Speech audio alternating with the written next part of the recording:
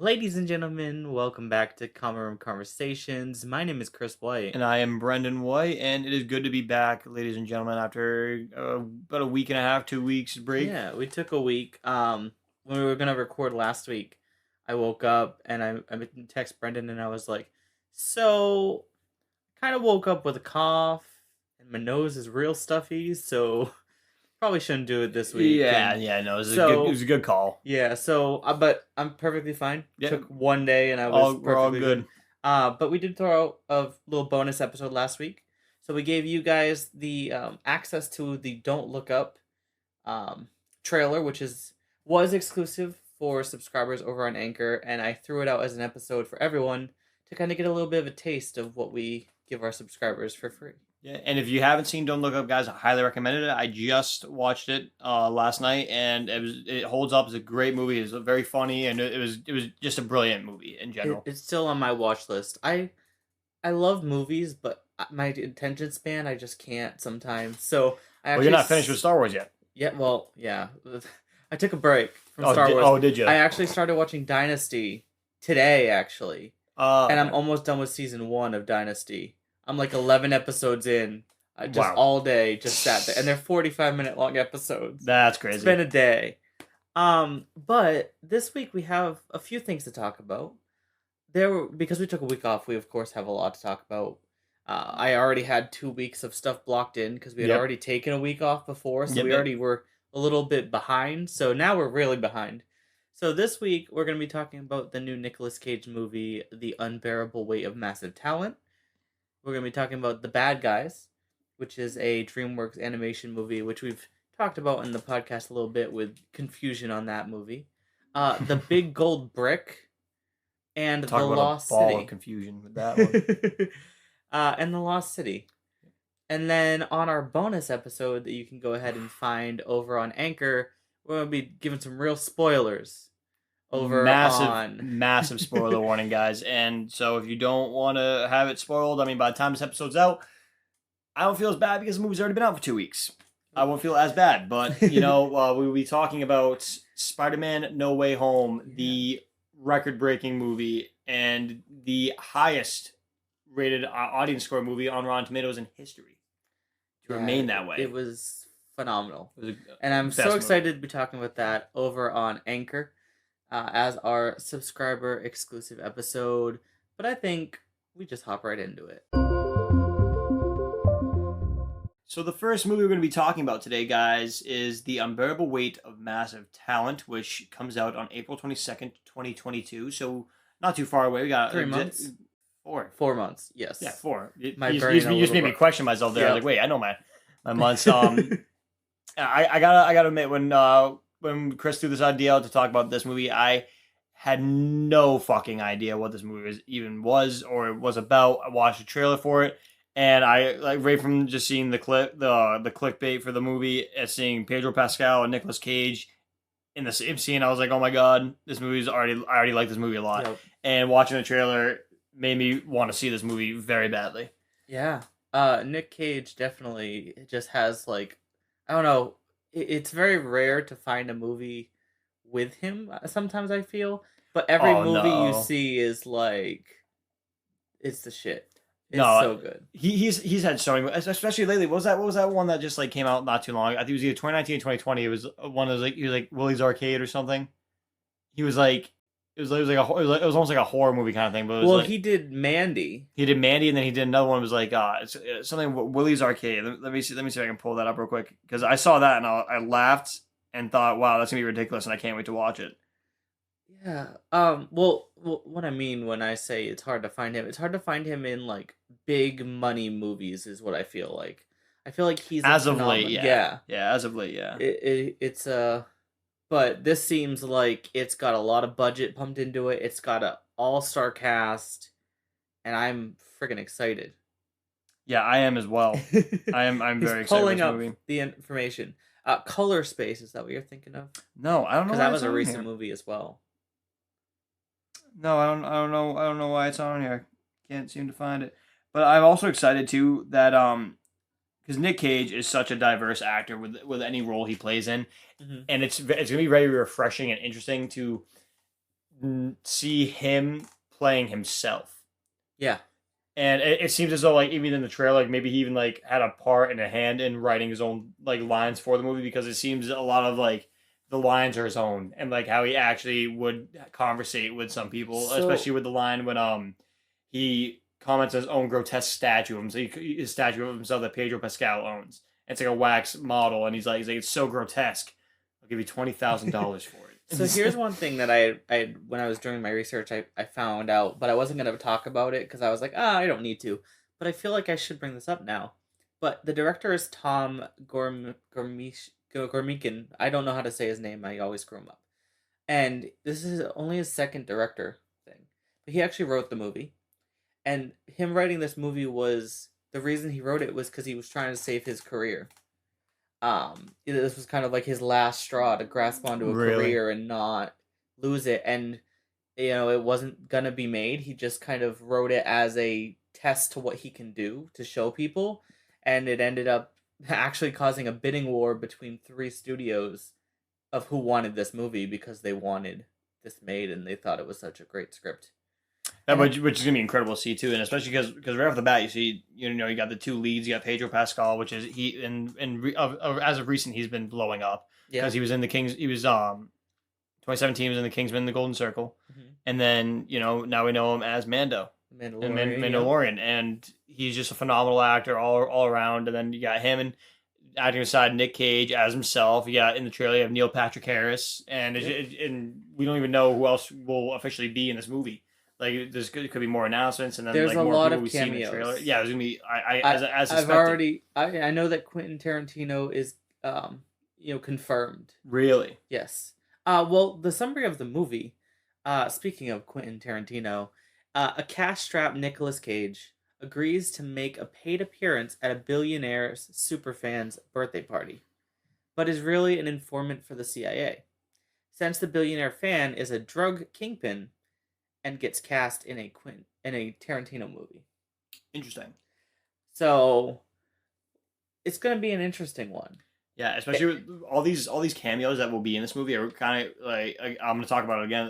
Don't Look Up. It's giving me those kind of vibes. That movie had an unbelievable amount of just like cameos inside, like supporting characters from A-listers, and I feel like as though we might be seeing a lot of that in this movie as well. Yeah, there was a whole list that I had pulled up, but I didn't write them all down because I was like, we're not gonna talk about it. We won't talk. But Nicolas Cage was actually against the idea of playing himself, even as a cameo in any movie. He turned down several offers prior to this, but he changed his mind after he read a letter from the writer Tom Gormican that was attached to the script. And of course, like I said before, this was kind of Tom's last thing to save his career was this movie, and I'm sure that note definitely had some heartfelt messages to it. But this movie, like many things we've seen in present day, actually was supposed to take place in New York in the first act, and then move into Mexico in the second and third. But as we've seen with this present day, we've got the pandemic to thank for that. Yeah, especially in New York too. New York is one of the hot spots for this virus. Yeah. It's taking a vacation there. So this movie is the whole movie takes place in Hungary, just because it has to, and that also has its own separate group of issues because certain cameos that were supposed to happen weren't able to because of the relocation. Yeah, exactly. Filming. I believe Sandra Bullock was one of those that was supposed to be in this, but because of it moving to Hungary, she was not able to do that. I mean, also on that topic, with Sandra Bullock, of course, we're going to talk about her in The Lost City. It could also have been scheduling conflicts because she is literally the main character in The Lost City. Yeah, I think that's what it was because she could travel to New York, but traveling to Hungary was non-existent. Yeah, it's a lot different of a travel. Just a few 100,000 miles in a few hours. Just a little bit. But the director, like I've said, is Tom Gormican. Yep. He has 2 director credits. One is this and the other one is That Awkward Moment, which was in 2014. That title sounds so familiar. It had it had Michael B. Jordan, and was that the one with Miles Teller, Zac Efron, and Michael B. Jordan? Yes. Okay, that's the movie. I saw a little bit of that before, but I didn't see the whole thing. But yeah, that's his only other acting credit, directing credit that he has. Really? So Wow. it'll be a nice thing to see. I'm definitely looking forward to it. It looks a lot of fun. Yeah, it does. It does look a lot of fun. Because I love all the humor and believe it or not, I would go back to like piggyback off what you said a little like a few minutes ago with how Nick Cage has always refused um to portray himself and is skeptical about that. Because Nick Cage is one of those actors you see, he wants to play all these like difficult roles. He wants to show how much of a peacock he is, Yeah, how and versatile. how versatile he is, and like because you watch one Nick Cage movie, you're not gonna see the same Nick Cage you did in National. Nope. You're not gonna see the same Nick Cage in Face Off as you're gonna see in any of the National Treasures, and at all. And I did find it. Willie's Wonderland was the name. It's on Hulu exclusive. Okay. So, and that you're not gonna see the same Nick Cage you see in Con Air as in Willy's Wonderland. He wants Or to in play those, Mandy. or in Mandy. You want because he wants to stay versatile. Yep. Um, and he never wants to play himself because he's just himself. He's not as exciting these characters. He wants Yep. to always try and incorporate and play. But it is like I said, it's gonna be nice and refreshing to really just see him portray himself and just Yeah. you just give this movie his all and add his own little Nick Cage flair to it. Yeah, there was a scene in the movie that where him and this drug kingpin, which I think is Pedro Pascal's character, if Yeah, I'm I think so. correct. I think so. It looks like they're like acting out a scene. It's like where they're climbing over a wall. It looks like they're acting that out, but then also could No, so be. I think they were tripping. I think Oh, they were tripping, and then he's like they're coming after us. He's like crying. He's like, I'm not gonna leave you. I'll never forget you. And he hops over the wall. And he's like, and he just walks around. And he's like, hey, we could have just walked over. It turns out, Mr. Cage. Oh, okay. okay. So you're thinking it So was I think they were drugs? they're tripping Gotcha. because then like you see like he has that like little bottle that and then next thing like the guy's like woo at a party he's like air humping like someone and then Okay. it goes like between that and stuff, you know what I mean? Yeah, yeah. Could be excruciatingly long bad trip. Gotcha. So that kind of explains that to me. Hopefully that is correct. Yeah, there's my first prediction for the movie. I'm kind of on a roll with predictions for movies and TV shows Yeah.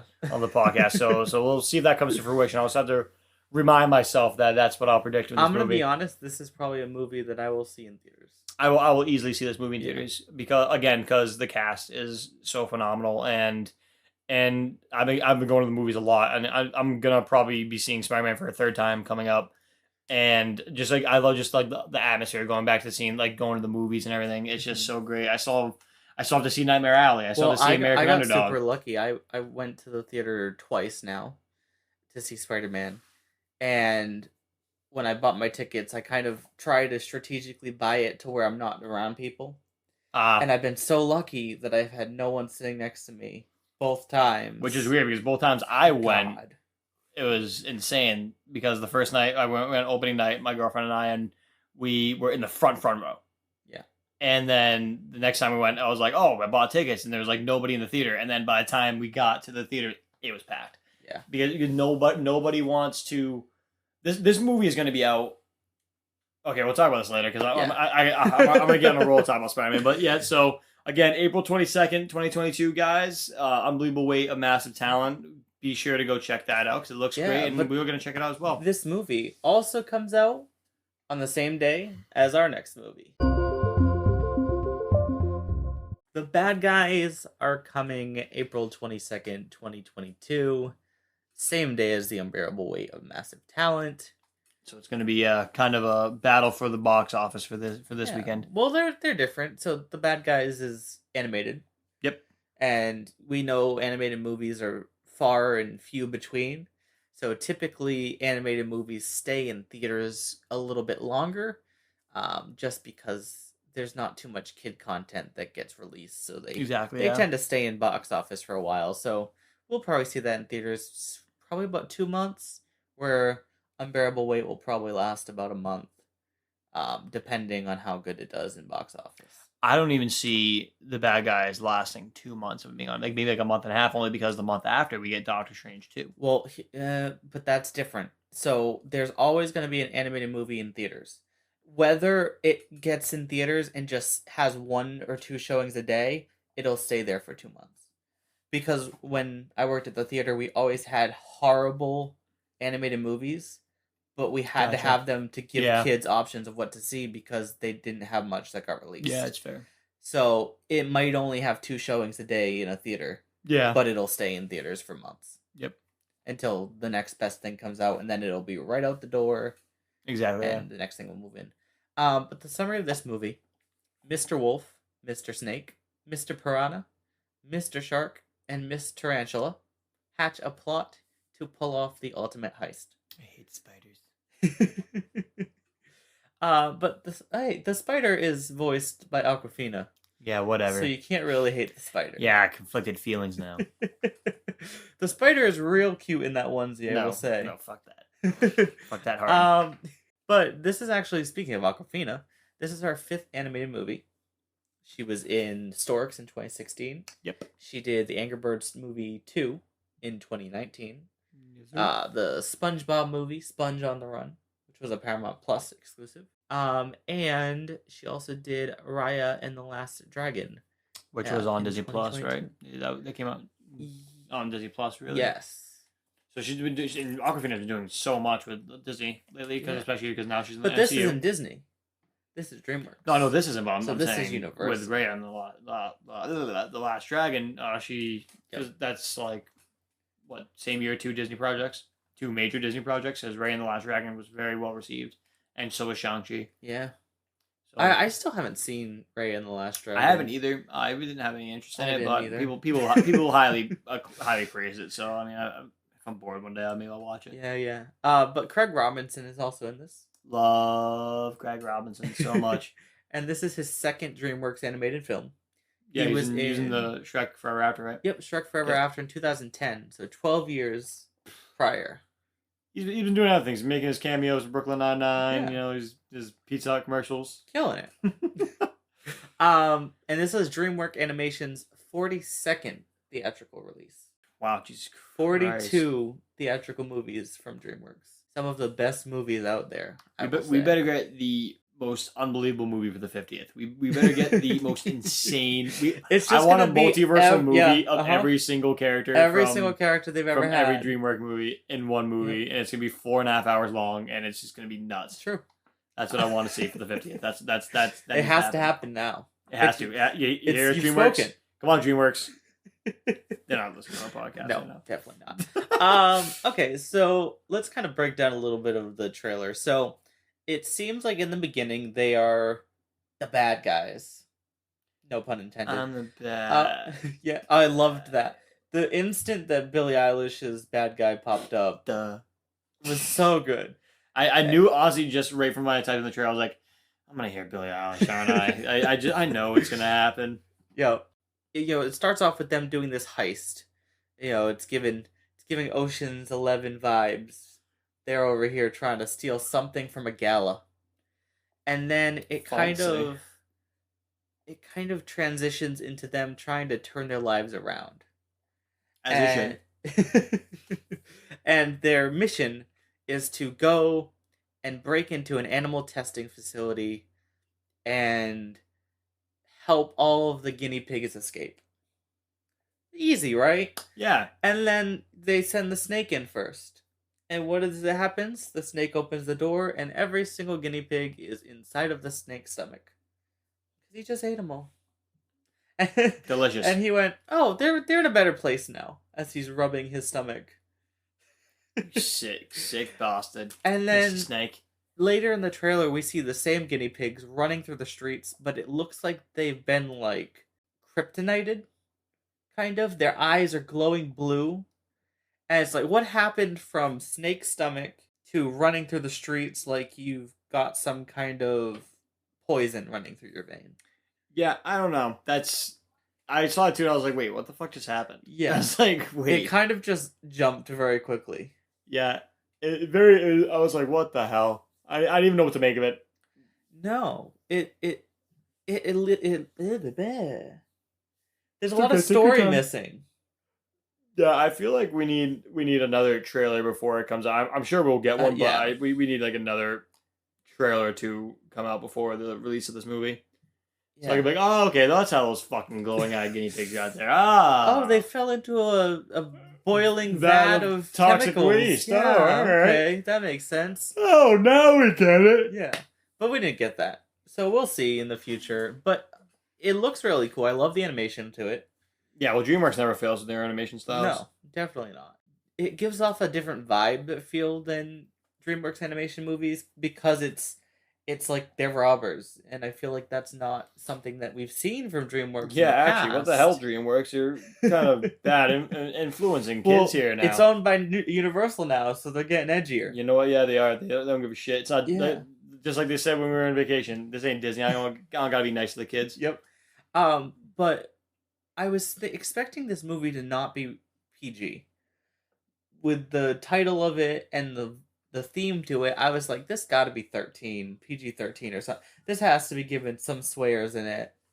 I mean, wanted... maybe, but they can also get away with, like, as we've seen in Shrek, you know, they can get away with some words such as like ass and like jackass and ass. Hell, I sometimes. feel like they could only do jackass in Shrek because ass is technically another name for a donkey. I think that's the only way they were able to get around with that. I mean, you never know. There's no donkey on this team. Not yet. Not yet. We haven't seen the rest of the. Are we getting a donkey cameo? We might. We might. If I see Eddie Murphy pop up as Donkey, I might get a little more excited. They're gonna get lost and end up in a swamp. Imagine. But I think I'll see this. I don't know if in theaters. I'll probably wait, see if it comes on like Paramount Plus or something. It's owned by DreamWorks is it's not Universal. So it won't be on Paramount. Which Universal is Peacock. Okay, yeah. So you know what? I'll probably end up watching on Peacock. So we'll see if they release it to Peacock. Because I don't know, does Peacock release movies right after they've been released, or do you have to a lot of the time? So a lot of the time. So I mean, I know for they did Halloween, the second Halloween movie. It was in theaters, but you could also buy it on Peacock. Yeah, buying on is a little cringe. It's like Paramount Plus and everything. It's like just pay an extra for the price. But I just don't like it. Like when Disney did it, that was such like an outrage. They were trying to charge $30 for you to just. Oh no, it's a huge outrage especially because the two big movies they did that with was Black Widow and Mulan, and they both were garbage. Yeah, I hated both of those movies. Yep, I haven't even watched Mulan because I just can't. It was can't not be asked worth to. it at all. Yeah, I heard crappy things about it, and then I watched 20 minutes of it. I was like, what? Why did I watch even 10 minutes of this movie? It was just not good. Well, that was like when I started watching Moana. I didn't even get 5 minutes in. I had to turn it off. You're whack for that. I couldn't. I love Moana. Did you ever finish Moana? No. What the? What can I say except you're welcome? Great movie. I'd be welcome if you didn't do that again. No. But yeah, I've never finished it. I've seen like bits and pieces, like the Shiny song, but I just can't. That part's funny. I can't be asked to sit and watch it. I don't think I've ever even seen Brave. I don't know. It's something about a movie that starts off with like a story map that I just can't do. Because Brave started out with that. Yeah. And so did Moana. Brave when that happens, I'm like, fuck this shit. I'm out. I can't. Brave was good. I like Brave. But yeah, maybe someday. I know the whole story to it. Exactly, I just can't watch it physically. But yeah, the bad guys we'll definitely see. Just not in theaters. Yeah, no, I won't. After the fact. And the next movie we're going to be talking about is, I gotta fucking say, it was very, very confused. It's a drug trip. Somebody took some LSD and wrote a movie. And it got greenlit. The Big Gold Brick. Sorry, just Big Gold Brick. Yeah. Which is also very odd to me because I was just incredibly confused during this movie. And I don't know, because it looks like it could be good. It's got an all-star cast with Andy Garcia, Megan Fox, Lucy Hale, Oscar Isaac. I thought I said Oscar Isaac. Yeah. And I was like, what in the hell is going on in this movie? Like, I was baffled by it when I was watching the trailer, and I just couldn't wrap my head around it. Yeah. If you want to read the summary, because I just yeah. So, Big Gold Brick recounts the story of fledgling writer Samuel Liston and his experiences with Floyd DeVox, the enigmatic Devereaux? middle-aged. I don't fucking Floyd know. Devereaux. Looks like Yeah, that. sure. The enigmatic, middle-aged father of two, who enlists Samuel to write his biography. But the circumstances that led up to this arrangement in the first place are quite astonishing, and efforts to write the biography are quickly stymied by ensuing chaos in his darkly comedic Genre. genre binding film. I can't speak English Yeah, ever. the movie as a whole does look dark. And it looks like not only that, but like it could look like dark and witty. Yeah. Because we see in like the trailer, especially when we get like from the trailer, he's talking to his son, and he's like, "What you got there, boy? Dead rabbit, of course." And he's like, "Oh, okay." And then right after that, like literally a split second, like a snap of fingers, it sees that kid in front of a burning like treehouse, smiling like he fucking started a treehouse fire. Yeah. So right off the bat, you got a sadistic and like satanic little problem child. Mm-hmm. And Lucy Hale looks like she could be a problem as well. Like maybe like some sort of mental disability or a mental illness that she could have. And then you have Megan Fox, who looks as though she could have married the main character is Andy Garcia, right? Yeah, I think so. Yeah, who married Andy Garcia for his money, and because then she comes on to Samuel Liston. You see, she's in the lingerie and she's like laying on the bed while he walks in on her. Yep. It's like she was waiting for him. So this movie just looks incredibly fucked up. Yeah, there was this guy in like a black trench coat that had like green glowing eyes. Yeah. And it looked like he was running through like a supermarket. And it happened like several times in the trailer. And I was like, what is happening? And then like that happened, and then when you see Oscar Isaac in the trailer, and it looks like it's like a like culty like underground society. Yeah. That like I can only just picture, like it looks like he's missing an eye. Like he's wearing glasses, but one of them is just like completely covered, and then the other one's like an eyeglasses. I was like, what the fuck is he wearing? Definitely. He looked like another actor with the mustache, with the beard and everything, and I can't place my finger on. Oh, he just reminded me of the Monopoly Man, dude. I saw him and I was like, "Is that Oscar Isaac?" Yeah, it's Oscar Isaac. I know it is, but like he looked like someone else. That's the first thing I said when I watched the trailer. I was like, "Oh, wow, it's Oscar Isaac, isn't it?" Yeah. Because I love Oscar Isaac, and he's got some.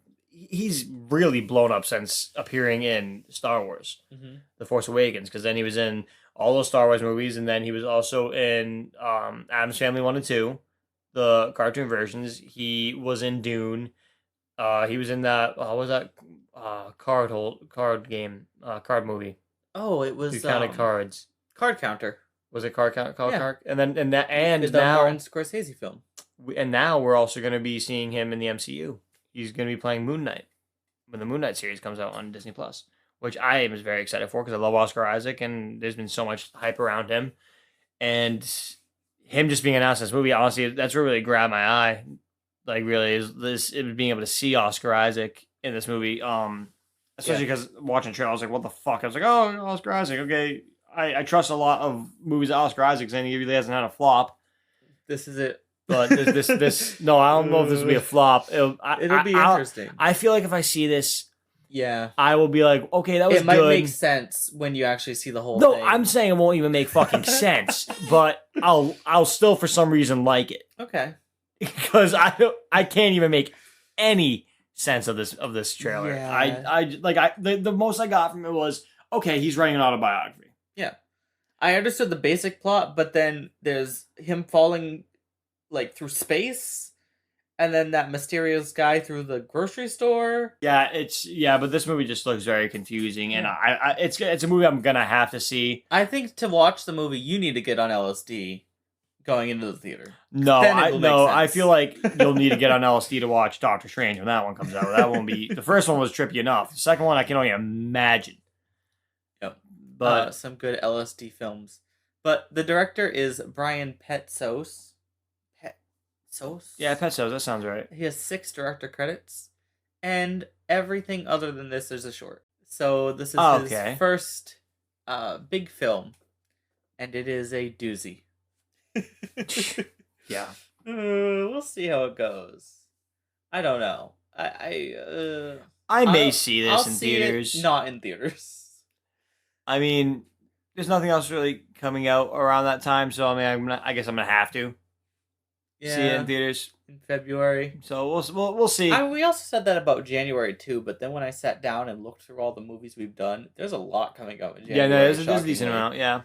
Yeah, um, we just don't put it together because our brains yeah. don't work. Well, I mean, So again, like I've said in the past, February it's a tough one. It's a tough one for movies. February is yeah, it's a hit or miss in the box office. and we get movies like this. The Lost City. It's gonna be found on March That 25th, was dumb. I hated that. 2022. Hated everything about that. Hey, that is my, main goal in life is to be dumb. But this movie looks good actually, to be honest with you. It looks better than I thought it was going to look. I got a little triggered in the trailer. One of the first scenes we open up to is Sandra Bullock and Channing Tatum laying on the ground in a temple surrounded by fucking snakes. And I was like, "Oh no, I'm already fucking done with this shit." It's Indiana Jones vibes. And then it was like it showed that she was a writer because she was like deleting Yeah, the scene and it like disappeared in front of her eyes. yeah, I do like that editing style, like that editing choice. It was very well. I was like, oh, okay, yeah, so Yeah. she's a writer. It That's was really the cool the way perfect they way did it. to explain who she is Exactly, yeah. to us. But this film is about a romance writer who is played by Sandra Bullocks, yep, Sandra Bullock. Uh, and she's on tour for her new book with the cover model for the book, Channing Tatum. Yep. When a kidnapping is attempted, forcing her and Tatum into the jungle, proving life and love are stranger than fiction. So, yeah, she gets kidnapped and like held up by Daniel Radcliffe's character. She gets kidnapped by him because he thinks that the written world that she's wrote about is real.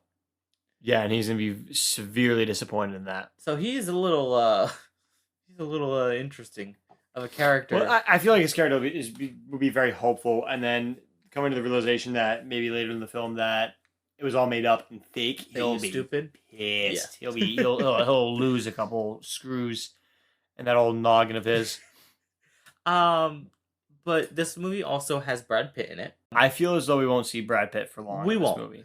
So Brad Pitt is notoriously picky about which films he appears in. I mean, it all depends. I mean, because you know the old story of when he appeared in Deadpool 2, right? Where the only thing he demanded for his cameo in Deadpool 2 was for Ryan Reynolds to give him a cup of coffee. For Ryan Reynolds to actually deliver him the cup of coffee. That was his payment. That's all he got paid for Deadpool 2. I'm not even kidding. Look it up. There you go. But he agreed to do this film when Sandra Bullock was joking with him and said that she would get their mutual friend George Clooney to keep calling him every day and say, "Do Sandra's film," until he gave in. So he quickly agreed to do it. Yeah, I feel like you hear all these stories about how Brad Pitt he's sometimes a hard ass with working in filming. Like like you said, he's very picky.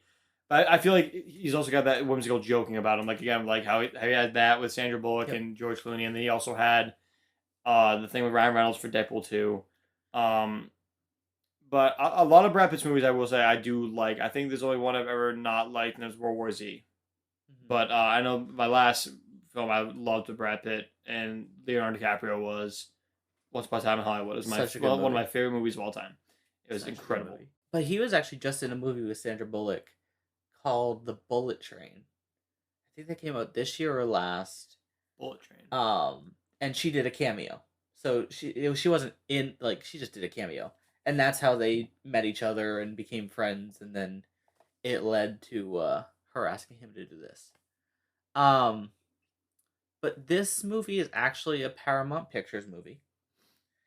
So it's expected that it will debut on Paramount Plus about 30 to 45 days after it goes in the theaters, which is what happened with The Quiet Place 2 and Snake Eyes as well. So it's expected that that's probably going to be a thing. So I'll definitely see it on Paramount Plus. That's the plan for me. Yeah, I don't see myself really seeing this movie in theaters, but I definitely will see it in Paramount Plus. I'll tell you one thing I'm ruining from the trailer for me. I did not like hearing "Cake by the Ocean" playing for the entirety of the trailer, and I was just like, okay, I'm not digging this. I'm not really digging this as much. Yeah. We've had some interesting songs this week playing during trailers, so Yeah. yeah. They've spent some money on songs. That's what that tells me is that, if they're willing to spend money for songs like this, it should be a pretty good movie. Yeah, I mean, again, I'm not really like itching. The only reason I honestly would even see this too is I like Channing Tatum, I like Sandra Bullock, but honestly, it seemed like a little too much obvious comedy with this movie. The Yeah. only reason I would actually see it as the biggest appeal of this movie to me is Daniel Radcliffe. Yeah. Well, I feel also that this movie's going to have a whole different layer to it than we're really getting from the trailer. I mean, And the yeah, reason that is could be. her friend, we see very little of her friend trying to go and save her from the forest. So her friend goes and like, I need to get to the forest or and save my friend the writer and her cover artist. And we see her like one more time and then we don't see her. So I feel like when we actually watch the movie, there'll be a lot more of her and what she does to kind of help the story build than we're actually getting in the trailer. Yeah, I don't know. And like thinking back to it now, it also kind of seems more of like it seemed like Tropic Thunder kind of vibes. I don't know if you ever saw Tropic Thunder I with don't think I did. it's like Tropic Thunder is about they're making a war a movie about the war in Vietnam. It is based off a Mm-hmm. book that a veteran who fought in Vietnam allegedly fought in Vietnam wrote. And Yeah. and they end up going into the heart of Vietnam to save the movie and film the best war movie ever. And it turns out they actually get heavily like deep inside like the hearts of Vietnam, actually like a drug ring in there, and they're just actors. And Interesting. it turns out the veteran never even wrote the book was never even in the war. Oh, fun. So and then that's the kind of vibes it gives me. Like okay, this author never went to the Lost City. So I'm talking about a made up place. Okay, the author never went to Vietnam. He was in the Coast Guard. Or I believe he's in the Coast Guard in the movie, and he never went overseas at all. So it gives me that kind of vibe. And like even like again you see like her friend who could also probably be her agent, and she's looking for him, for her I mean. And in Tropic Thunder, we see Matthew McConaughey as Ben Stiller's agent because Ben Stiller is the main character in that, and he goes looking for him in the jungle of Vietnam. So like just like Interesting. some very like Similarities. key similarities in the movie. That's very interesting. It looks good, and it gave a lot of vibes that it will be super funny, but then also some of the jokes seem like they're gonna miss their mark.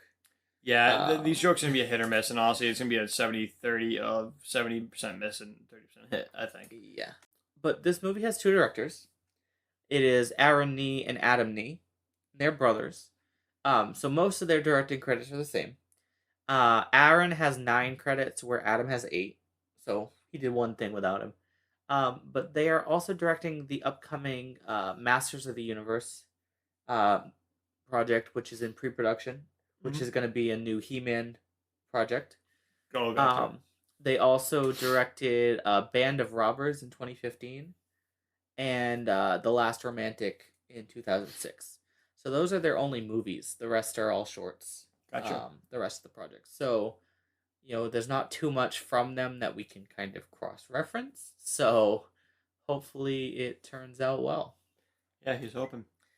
But I don't, definitely not a see in theaters kind of movie. No, absolutely not. Definitely, I'll wait till it's on Paramount Plus. Yeah, exactly. Ladies and gentlemen, thank you guys so much for hanging out with us this week. There was quite a bit to talk about in quite a range of movies, from comedy to romance and cartoons. Yeah, and again, and this was, one of our shorter episodes. Yeah.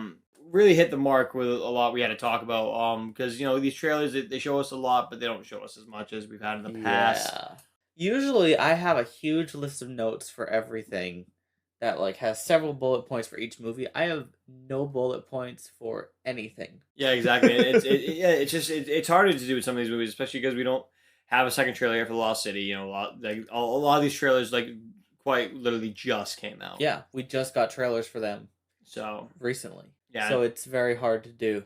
It is very hard to do. But if you guys want to hear us talking a lot about Spider-Man No Way Home, you can find us over on Anchor. anchor.fm/crconvo. You can find our exclusive episodes over there for our Anchor subscribers. Also, you can listen to the past exclusive episodes. We talked about No Way Home, Nightmare Alley, and Don't Look Up. So you can find those from the past. If you want a little idea of what those episodes look like, the episode we released last week will kind of give you a little bit of a taste of what they consist of.